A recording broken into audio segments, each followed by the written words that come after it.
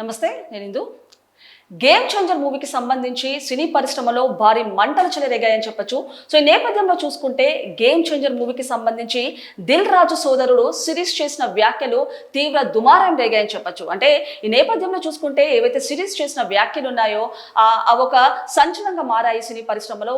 అంటే ఒక press meet లో కానివ్వండి, మొన్న చూసుకుంటే శిరీష్ గారు గేమ్ చేంజర్ మూవీకి సంబంధించి ఇది ఒక అట్టర్ ఫ్లాప్ అయింది. దాని తర్వాత ఫ్లాప్ అయిన తర్వాత ఈ మూవీకి సంబంధించి ఒక కర్టసీగా చిత్ర యూనిట్ కానివ్వండి, లేకపోతే రామ్ చరణ్ గారు కూడా ఒక కాల్ కూడా చేయలేదంటూ కూడా చెప్పుకొచ్చారు. అండ్ అలాగే ఈ మూవీ మీద ఎంతో ఎక్స్పెక్టేషన్స్ పెట్టుకున్నాము, అలాంటిది ఈ మూవీ ఫ్లాప్ అయిన తర్వాత మా జీవితాలు తలకిందులు అయ్యాయంటూ కూడా ఆరోపించారు.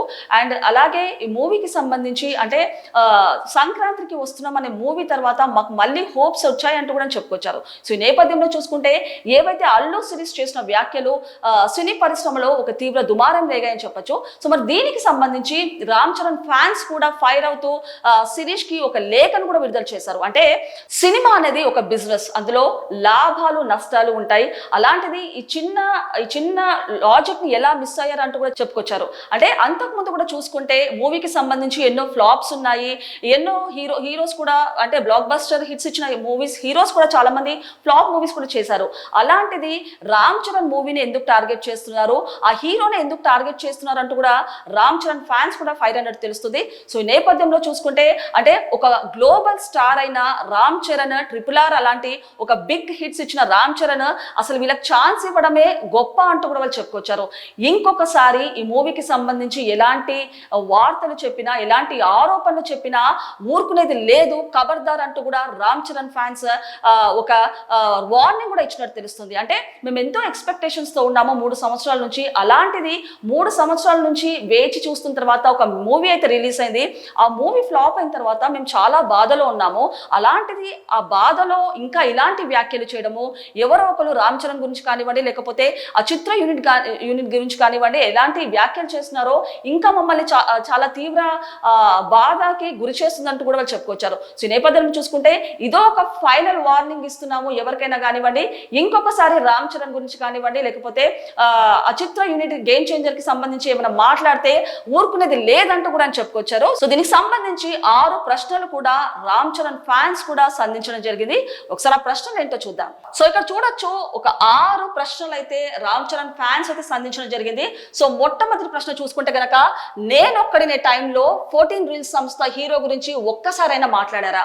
అంటే మహేష్ బాబు హీరోగా వచ్చిన నేనొక్కడిని మూవీ అయితే ఒక ఫ్లాప్ అయినట్టు తెలుస్తుంది. సో ఎప్పుడైతే ఫ్లాప్ అయిందో ఆ మూవీకి సంబంధించి కానివ్వండి, లేకపోతే మహేష్ బాబు అనే హీరోకి సంబంధించి ఎవరైనా ఒక్క మాటన మాట్లాడారా? అలాంటిది దీని గురించి ఎందుకు మాట్లాడుతున్నారంటూ కూడా వాళ్ళు చెప్పడం జరిగింది. మరి నెక్స్ట్ క్వశ్చన్ చూసుకుంటే గనక, మైత్రి బ్యానర్స్ లో ఫ్లాప్స్ వచ్చినప్పుడు ఎప్పుడైనా ఎవరైనా హీరోల గురించి సంభాషించారా? అంటే మైత్రి బ్యానర్స్ లో చాలా మూవీస్ కూడా వచ్చాయి, అలాంటిది అందులో కొన్ని హిట్స్ ఉన్నాయి, కొన్ని ఫ్లాప్స్ ఉన్నాయి. సో దీనికి సంబంధించి హిట్స్ ఫ్లాప్ అనేది ఒక మూవీ ఇండస్ట్రీలో ఒక బిజినెస్ అని చెప్పొచ్చు. సో ఎక్కడ కూడా మైత్రి బ్యానర్స్ మూవీకి సంబంధించి ఎన్నో మూవీస్ అయితే రిలీజ్ అయ్యాయి. మరి ఆ మూవీకి సంబంధించి ఎవరైనా దీని గురించి ఫ్లాప్ అయినా కూడా మాట్లాడారా అంటూ కూడా వాళ్ళు అడగడం జరిగింది. అండ్ నెక్స్ట్ క్వశ్చన్ చూసుకుంటే కనుక, సైంధవ్ ఫెయిల్ అయ్యాక ఆ నిర్మాత వెంకటేష్ గారి గురించి ఎందుకు ఒక్క మాట కూడా మాట్లాడలేదు? అలాంటిది అంటే సైంధవ్ అంటే వెంకటేష్ నటించిన సైంధవ్ అనే మూవీ రిలీజ్ అయిన తర్వాత అది కూడా ఒక డిజాస్టర్ అయిందని చెప్పొచ్చు. అంటే ఆ మూవీ డిజాస్టర్ అయిన తర్వాత, ఫ్లాప్ అయిన తర్వాత ఆ మూవీకి సంబంధించి లేకపోతే వెంకటేష్ గారి గురించి సంబంధించి కానివ్వండి ఎవరైనా ఒక్కరైనా నోరు విప్పారా అంటూ కూడా వాళ్ళు అడగడం జరిగింది. సో మరి తర్వాత క్వశ్చన్ చూసుకుంటే గనక, సంక్రాంతికి వస్తున్నాం సినిమా హిట్ అయితే వెంకటేష్ గారికి ఎంత ఇచ్చారు? అండ్ అలాగే ముందు మాట్లాడుకున్నంత ఇచ్చారా, లేకపోతే ఎక్స్ట్రా ఏమన్నా ఇచ్చారా? అంటే వెంకటేష్ గారు ఏదైతే సంక్రాంతికి మేము వస్తున్నామంటూ ఏదైతే మూవీ రిలీజ్ చేశారో ఆ మూవీతోనే మాకు కొన్ని హోప్స్ వచ్చాయి అంటూ కూడా శిరీష్ గారు కూడా చెప్పడం జరిగింది. సో ఏదైతే హిట్ అయితే అయిందని చెప్తున్నారో ఆ మూవీకి సంబంధించి వెంకటేష్ గారు మీకు ఇంకా ఏమైనా ఇచ్చారా, లేకపోతే అంతకు మించి ఎక్స్ట్రా కూడా ఏమైనా ఇచ్చారా అంటూ కూడా వాళ్ళు అడగడం జరిగింది. సో గేమ్ చేంజర్ మూవీకి సంబంధించి శంకర్ దర్శకత్వంలో అయితే నిర్మించారు. అలాంటిది శంకర్ ఉన్నాడు అని వెళ్ళింది ఎవరు? ఒక్క సంవత్సరం అంటూ 3 సంవత్సరాలు వృధా చేసింది ఎవరంటే గేమ్ చేంజర్ మూవీ యాక్చువల్గా 1 సంవత్సరంలోనే రిలీజ్ అయ్యే ఛాన్స్ ఉందంటూ కూడా అప్పుడు ఒక వార్తలు వచ్చాయి. అలాంటిది 3 సంవత్సరాల తర్వాత గేమ్ చేంజర్ మూవీ అయితే రిలీజ్ అయింది. సో శంకర్ దర్శకత్వంలో ఈ మూవీని అయితే రిలీజ్ చేశారు. సో శంకర్ కి సంబంధించి దర్శకుడు శంకర్ గారికి సంబంధించి ఆయన మరి 1 సంవత్సరం అంటూ 3 సంవత్సరాలు వెళ్ళారు. సో ఆయన ఏమైనా అడిగారా అంటూ కూడా వాళ్ళు అడగడం జరిగింది. అండ్ నెక్స్ట్ చూసుకుంటే గనక RRR తర్వాత మీతో సినిమా చేసిన హీరో మీద మీరు విషం చిమ్మడం కరెక్టేనా అంటే ఒక గ్లోబల్ స్టార్ గా రామ్ చరణ్ గారు ఒక భారీ హిట్ అయితే ఇచ్చారు. RRR కానివ్వండి లేకపోతే గ్లోబల్ స్టార్ పరంగా కానివ్వండి. అలాంటిది ఒక గ్లోబల్ స్టార్ రామ్ చరణ్ గారు మీకు ఛాన్స్ ఇవ్వడమే ఎక్కువ. అలాంటి గ్లోబల్ స్టార్ మీద మీరు ఎలాంటి ఆరోపణలు చేయడం కరెక్టేనా అంటూ కూడా వాళ్ళు అడగడం జరిగింది. సో మరి దీనికి సంబంధించి అంటే మా అభిమానులు 3 ఏళ్లుగా ఒక సినిమా కోసం ఎదురు చూసి అది కూడా ఫ్లాప్ అయిందని మానసిక క్షోభతో ఉన్నారు. మీరు మాత్రం ప్రతిరోజు ఇదే విషయం మీద మాట్లాడుతూ మీ గురించి సినిమా గురించి విషం చిమ్ముతూనే ఉన్నారు.